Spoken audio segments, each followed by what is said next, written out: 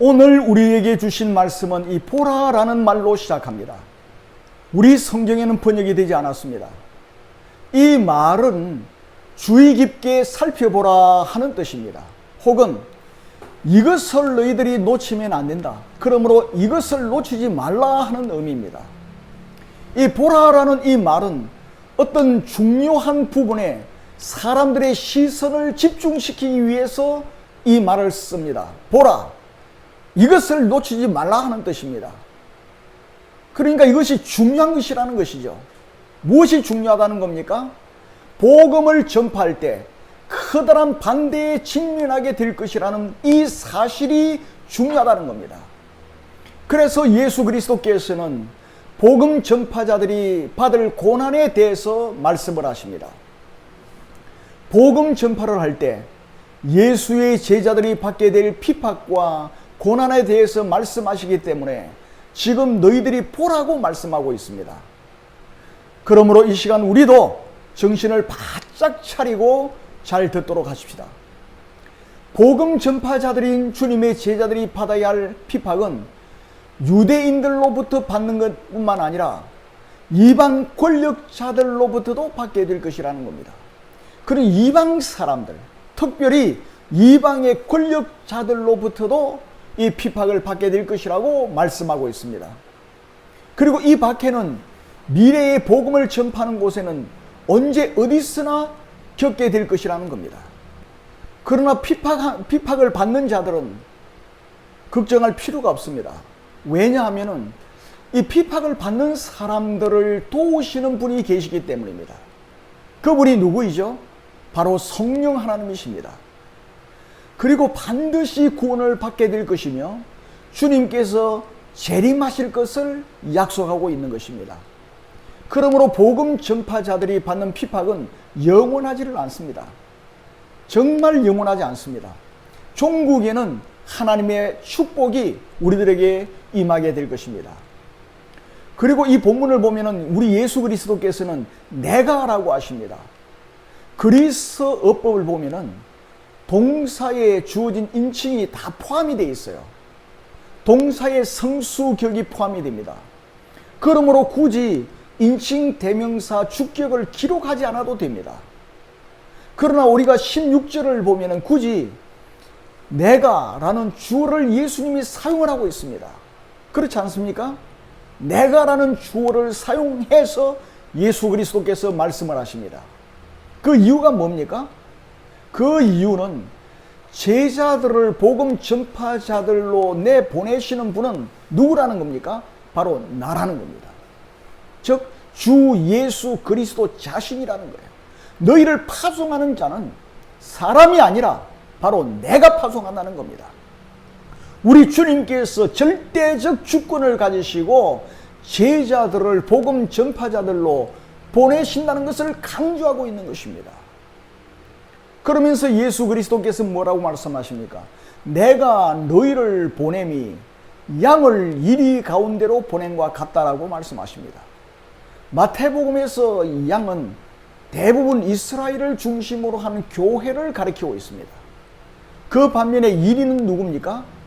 이러한 교회를 해하려고 하는 그러한 세력들을 상징하고 있습니다. 우리가 그리스도께 순종하여 나아갈 때는 사랑과 긍휼의 메시지를 가지고 나아갑니다. 우리는 주 예수 그리스도를 맹렬하게 대적하는 이리와 같은 사람들이 섞여 있는 그러한 무리들에게로 나아가는 것입니다. 우리가 이리 가운데 나아가는 이유가 뭐죠? 왜 우리가 세계 곳곳으로 나아가서 복음을 전합니까? 그 이유가 그들 가운데서도 하나님의 사랑과 긍휼을 받아들일 사람이 있기 때문입니다.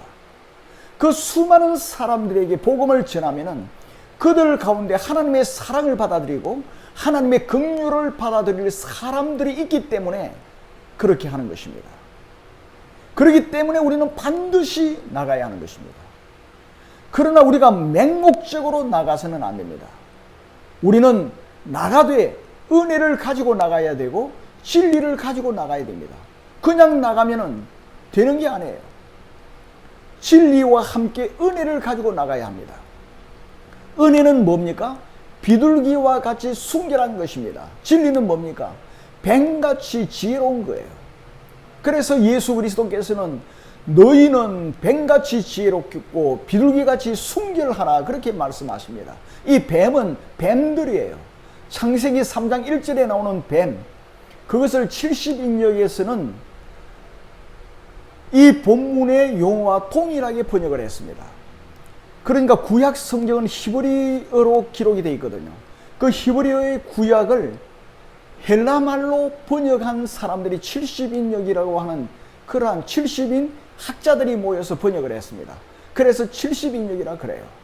그 70인역에서 이 뱀과 같은 헬라로 동일하게 창세기 3장 1절을 번역을 했습니다. 그리고 고린도후서 11장 3절에 나오는 단어도 동일합니다. 그 뱀은 어떠합니까? 온갖 관계와 교활함으로 하와가 선악과를 따 먹도록 미혹을 했습니다. 그런데 우리 예수 그리스도께서는 여기서 뱀의 특성에 대해서 말씀을 하십니다. 뱀의 특성에 대해서 말씀하시면서 교활함이 아니라 지혜를 가진 것으로 말씀을 하고 있습니다.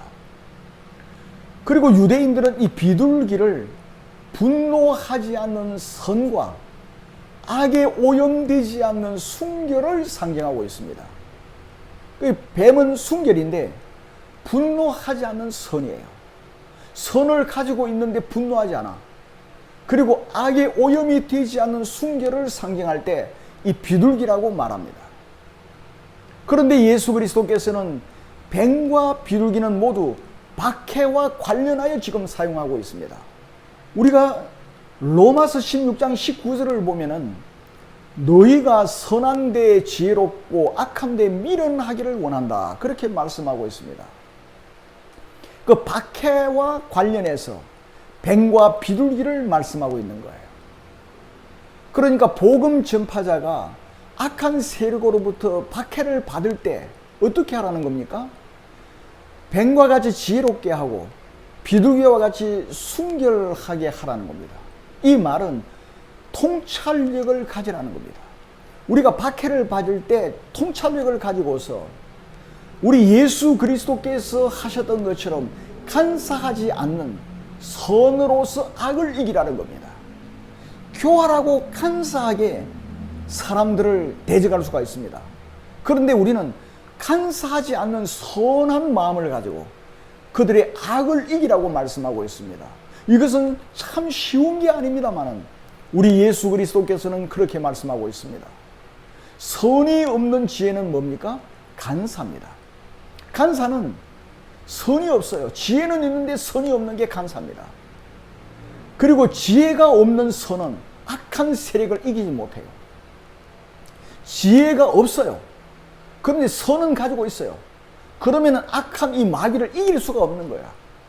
그래서 선과 지혜가 함께 있어야 된다고 말씀하고 있습니다. 이 선과 지혜로 균형이 잡히게 구비하는 것은 우리에게 반드시 필요한 것입니다. 그러므로 예수 그리스도께서 말씀하시는 이 지혜는 사람의 머리에서 나오는 지혜가 아닙니다. 사람의 머리에서 나오는 지혜로는 이 간사하고 악한 이리때를 이길 수가 없어요. 이 지혜는 뭡니까? 20절에서 말씀하시듯이 우리 안에서 도우시는 성령으로 말미암아 나오는 지혜를 말합니다. 지금 성령 하나님께서는 우리 속에 함께 거하십니다. 이 성령께서 우리들에게 지혜를 주시는 거예요. 그 지혜를 말하는 것입니다. 그러므로 우리가 항상 성령님과 더불어 기도해야 이 지혜를 얻을 수가 있습니다. 여러분 17절을 보시기 바랍니다. 17절을 보면 삼가라는 말이 제일 먼저 나옵니다. 우리 성경은 저 뒤에 나오죠. 동사는 우리말에서 제일 마지막에 나오기 때문에. 그런데 이 원문을 보면은 삼가라 하는 말이 제일 먼저 나와요. 이 삼가라 하는 이 말은 합성어입니다. 무엇에 대하여라는 프로서라고 하는 전치사하고 소유하다, 취하다 하는 뜻, 에코라는 말이 합해서 된 합성어가 이 삼가라는 말이에요. 이 말이 긍정적으로 사용될 때가 있습니다. 긍정적으로 사용될 때는 디모데전서 1장 4절에서 사용하고 있는데 창념하다는 뜻이에요. 이 말이. 그리고 이 말이 부정적인 의미로 사용될 때도 있습니다. 그때는 뭡니까? 주의해라, 조심해라, 그런 뜻이에요. 이 복음 전파자들이 맞이하게 되는 위험들이 참 많습니다. 제가 필리핀에 와서 복음을 전하는데 사실은 저에게 위험 요소들이 참 많아요. 그 많은데 사람들에 관한 것을 말하고 있습니다. 그 위험 요소들 중에서 무엇이 우리를 위험하게 만듭니까? 사람입니다. 사람이 위험하게 만든다는 거예요. 복음 전파자들은 순수하고 순결함으로 인해 순진합니다. 대부분. 그렇기 때문에 우리가 복음을 전할 때 사람들을 쉽게 믿습니다. 그리고 사람들을 쉽게 신임을 해버려요. 그런데 이 본문의 말씀은 사람들을 너무 신임해서는 안 된다는 경고입니다. 우리 복음 전파자들은 순수한 마음을 가지고 있고 순결하기 때문에, 그리고 순진하기 때문에 우리가 복음을 전할 때 사람들을 너무 쉽게 믿어버리는 그러한 문제가 있다는 겁니다. 그것에 대해서 예수 그리스도께서는 경고를 하고 있는 거예요. 그래서 복음 전파자들은 누구를 경계하라는 겁니까? 사람을 경계하라는 겁니다. 우리가 사람들에게 복음을 전파하는데 그와 함께 그 사람들을 경계하라는 거예요. 그리고 이 삼가라는 이 말은 현재 명령형으로 되어 있어요. 현재 명령형은 지속적인 것을 말합니다. 그리고 반복적으로 나타내는 동작을 말합니다. 그리고 명령형이에요. 그러니까 지속적이고 반복적으로 사람들을 삼가라고 하는 명령입니다. 그래서 사람들을 조심하고 주의를 기울이는 일은 한 번 하면 되는 게 아니에요. 계속해서 주의를 기울이라는 겁니다. 계속해서 복음 전파자들은 박해자들에 대해서 주의와 조심을 기울이라고 하는 예수 그리스도의 명령입니다. 그리고 우리 예수 그리스도께서는 사람을 삼가라고 말씀하시므로 모든 종류의 사람을 주의하라는 거예요. 다양한 종류의 사람들을 우리가 만날 수 있는데 그 다양한 종류의 사람들을 주의하라고 말씀하고 있습니다. 심지어는 가족들까지도 주의하라는 거예요. 가족들까지도. 이 가족들이 그리스도를 따르는 우리를 배반하고 박해할 수도 있다는 겁니다. 그 하반절에서 말씀하고 있지 않습니까?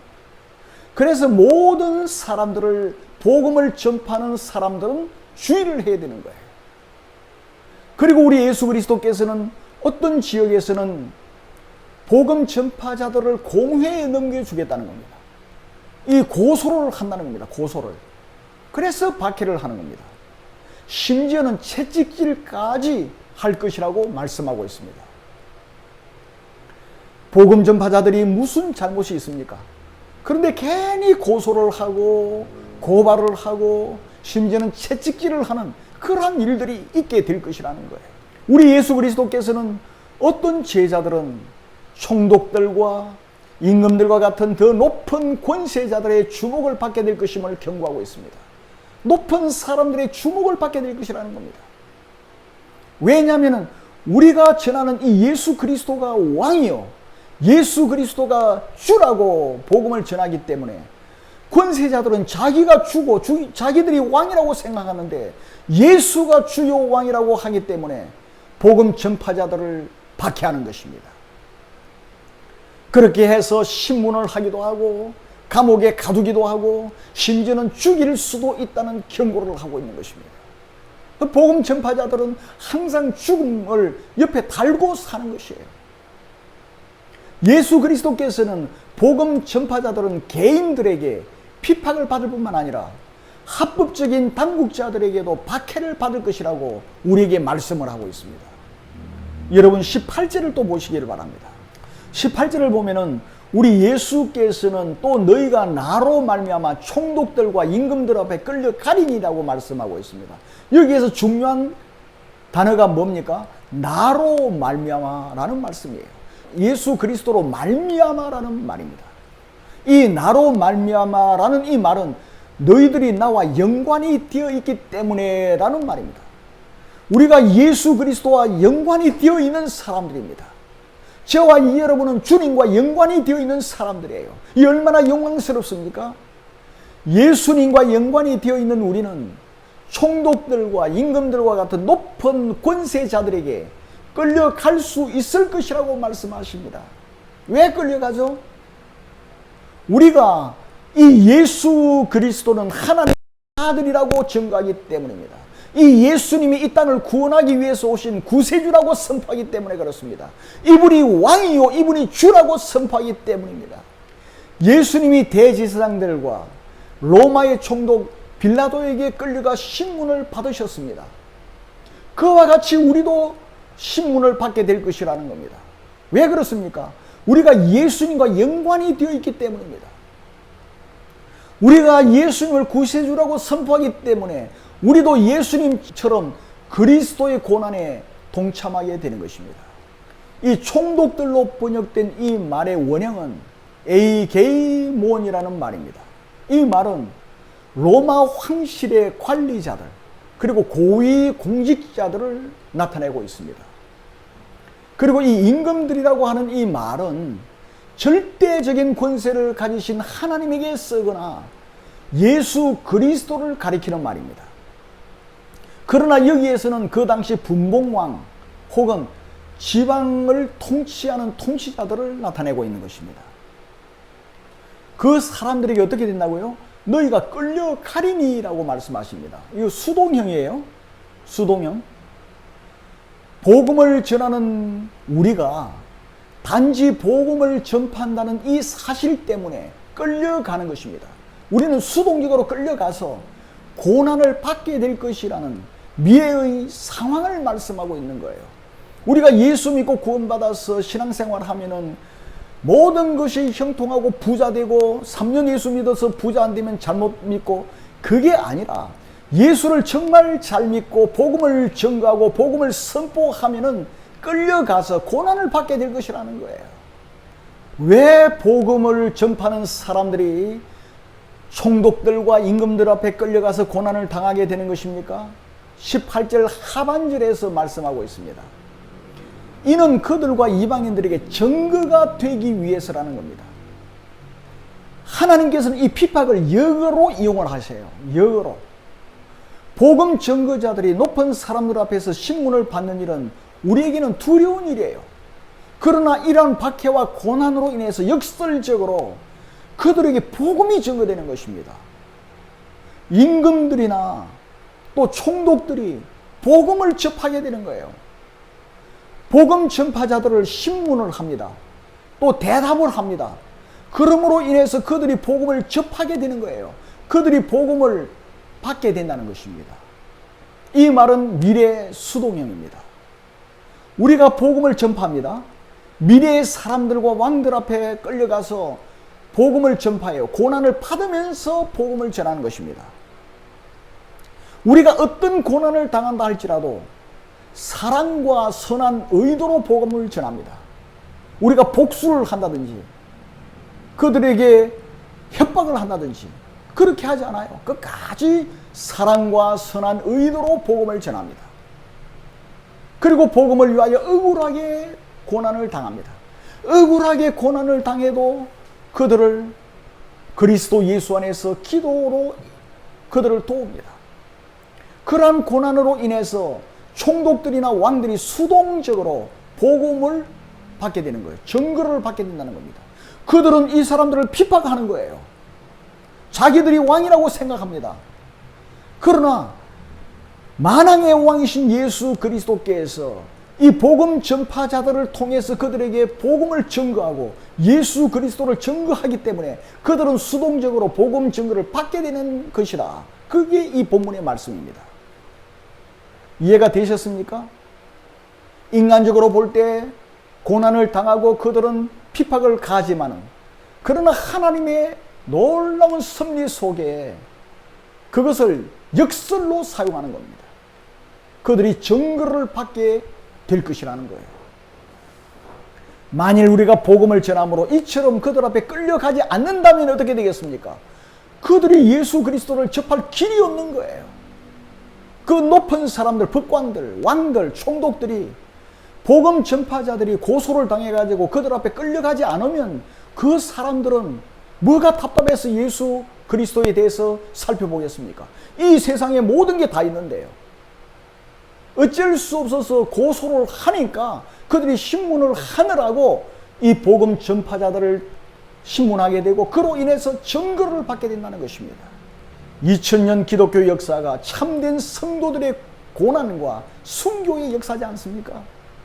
그러나 그러한 것으로 인해서 세상 사람들과 총독들과 왕들이 예수 그리스도는 메시아시요 우리를 죄에서 구원하시는 구주시라는 사실을 증거받게 되었습니다.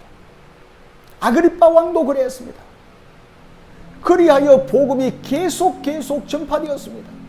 바울을 통해서 로마 황실이 복음을 믿고 예수 믿는 사람들이 늘어갔습니다. 이러한 고난받는 상황에 처해졌을 때 우리는 어떻게 해야 되겠습니까? 여러분 19절을 보시기 바랍니다. 우리 예수 그리스도께서는 너희를 넘겨줄 때에 어떻게 또는 무엇을 말할까 염려하지 말라고 말씀합니다. 이 염려하다는 말은 나누다라는 뜻이 있는 메리조라는 말에서 나왔습니다. 그 의미는 마음이 분열되다는 뜻이에요. 마음이 분열되는 겁니다. 이 다른 말로 하면 안절부절하지 못하는 상태를 가리킵니다. 안절부절하지 못해요. 이 말은 신문으로 인해서 안절부절하지 못하는 것을 말합니다. 박해를 당하고 고난을 당하고 고문을 당하고 그래 할 때 우리가 마음이 안절부절하지 못할 수가 있는 것입니다. 우리 예수 그리스도께서는 예수님으로 인하여 복음을 전하다가 신문을 받을 때 내가 무엇을 대답할까? 어떻게 할까? 이들이 우리를 어떻게 할 것인가? 그러한 마음으로 초조해하지 말라는 거예요. 우리 예수님은 불안해하지 말라는 겁니다. 어찌할 바를 몰라 해서는 안 된다는 겁니다. 갈팡질팡이 해서는 안 된다는 겁니다. 여러분 꼭 이 말씀 명심하시기를 바랍니다. 어떠한 상황에도 여러분 마음이 초조하면 안 됩니다. 불안하면 안 됩니다. 어찌할 바를 몰라 해서는 안 됩니다. 왜? 주님이 우리와 함께 계시기 때문이고 우리에게 할 말을 주시기 때문이고 우리로 인해서 예수 믿는 사람들이 늘어갈 것이기 때문에 그렇습니다. 우리 예수 그리스도께서 이 말을 산상설교에서도 여러 번 말씀하셨습니다. 6장 25절을 보면은 목숨을 위하여 무엇을 먹을까 무엇을 마실까 몸을 위하여 무엇을 입을까 염려하지 말라고 말씀하세요. 그리고 마태복음 6장 34절에 보면은 내일을 위하여 염려하지 말라고 말합니다.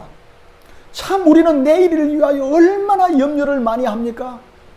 그런데 오늘 이 시간에 우리 주님께서는 먹을 것과 마실 것과 입을 것과 내일로 인해서 절대 초조해하지 말라는 겁니다. 불안해하지 말라는 거예요. 어찌할 바를 몰라서 우왕좌왕하지 말라고 말씀하고 있습니다. 왜 그렇습니까? 우리 하나님께서 모든 상황을 주관하시기 때문입니다. 우리 하나님이 모든 여건과 상황을 주관하시는 절대권을 가지고 계시기 때문에 그렇습니다. 우리가 아무리 염려해도 우리가 뭐 상황이나 처지를 조금도 바꿀 수 없습니다. 우리에게 마이너스가 될 뿐입니다. 그러나 하나님은 모든 것을 하실 수가 있는 분이에요. 전능하신 하나님이세요. 전지하신 하나님이세요. 이 하나님이 주관하시고 우리를 붙들어 주시기 때문에 그렇습니다. 그러므로 우리는 그 어떤 경우에도 심지어 권세자들에게 잡혀갔을 때도 염려하면 안 돼요. 그 이유가 뭡니까? 전능자 우리 주 예수 그리스도께서 말씀하십니다. 예수님께서는 그때에 우리에게 할 말을 주실 것이라는 거예요. 20절을 여러분 보시기 바랍니다. 말하는 이는 너희가 아니라는 거예요. 너희 속에서 말씀하시는 이 곧 하나님의 성령이라고 말합니다. 너희가 말하는 게 아니고 하나님의 성령이 말씀하신다는 거예요. 우리가 잡혀가고 우리가 불이익을 당할 때 내가 말하는 게 아니고 내 속에 계시는 성령께서 말씀하시겠다는 겁니다. 우리 하나님께서 적당한 대답을 주시겠다는 거예요. 아버지의 성령이십니다. 출애굽기 4장 12절에서 말이 어눌했던 모세였습니다. 모세가 보낼 만한 사람 보내십시오. 저는 말할 줄을 알지 못합니다. 막 그렇게 말했을 때 하나님이 뭐라고 말씀하십니까? 내가 너와 함께 하겠다. 할 말을 가르치겠다. 그렇게 말씀하십니다. 요한복음 14장 26절에서 우리 아버지 하나님의 성령님은 모든 신자들을 가르치신다고 말씀하세요. 성령께서 우리를 가르치십니다. 예수님께서 우리에게 말씀하신 모든 것을 또 생각나게 하시는 거예요. 하나님은 우리를 가르치시고 또 생각도 나게 하시는 분이십니다. 그 당시 제자들 보세요. 대부분 교육을 받지 못했습니다. 그들은 무식쟁이였어요. 그 무식쟁이들이 어떻게 총독이나 임금들 앞에서 말을 하겠습니까? 성령이 가르쳐 주시는 거예요. 그러니까 이 총독들과 임금들이 놀라는 겁니다. 이 어부들이고 무식쟁이고 정말 아무것도 모르는 저 사람들이 이렇게 지혜롭게 말을 하는 게 웬일이냐? 이 어찌된 일이냐? 그 사람들이 놀라는 겁니다. 그 속에서 말씀하시는 아버지의 성령이 말씀해 주시기 때문에 그들은 지혜로운 자가 되었습니다. 그 사람들이 깜짝 놀라버렸습니다. 우리 예수님께서는 그들에게 무엇을 말할지 걱정하지 마라. 여러분 걱정하지 마시기를 바랍니다. 여러분 꼭 이 말 명심하시기를 바랍니다. 지혜로운 말이 필요할 때면 바로 그때 말할 것이 주어질 것이라는 거예요. 그럼 우리는 주님께 그때 물어봐야 돼요. 너무 급히 말을 하지 말고 주님이 말을 주실 때까지 기다리는 것이 중요합니다. 하나님의 말씀이 예수님을 통해서 능력 있게 나타났습니다. 그와 같이 저와 여러분들에게도 하나님의 성령으로 말미암아 하나님의 그 놀라운 지혜로운 말씀이 나타나게 된다는 것입니다. 이 얼마나 엄청난 일입니까? 우리가 하나님의 지혜로 살아가는 사람들이에요. 이 얼마나 대단한 일입니까? 오늘날 우리는 온전한 하나님 말씀을 소유하고 있지 않습니까? 신구약 66권을 우리는 가지고 있습니다. 우리가 기도할 때 하나님께서는 그 성경 말씀이 기억나게 해주십니다. 그뿐만 아니라 성령께서 우리는 사도적인 역할을 감당하기 때문에 급할 때는 하나님께서 우리가 기도하고 나갈 때는 우리에게 도무지 상상하지 못한 놀라운 성령의 지혜를 우리에게 주시는 거예요. 엄청난 역사가 우리들에게 일어나는 것입니다. 사도행전에서 일어났던 그 일들이 하나님의 기록된 말씀을 통해서 우리들에게 일어나는 것입니다. 성령님께서는 우리에게 예수 그리스도의 가르침을 생각나도록 해주시는 거예요. 그렇기 때문에 이 말은 우리가 이미 듣고 배웠음을 전제로 하는 것입니다. 그러므로 이 말씀은 설교하는 목사님들이 얼마나 중요한지를 말하고 있는 거예요.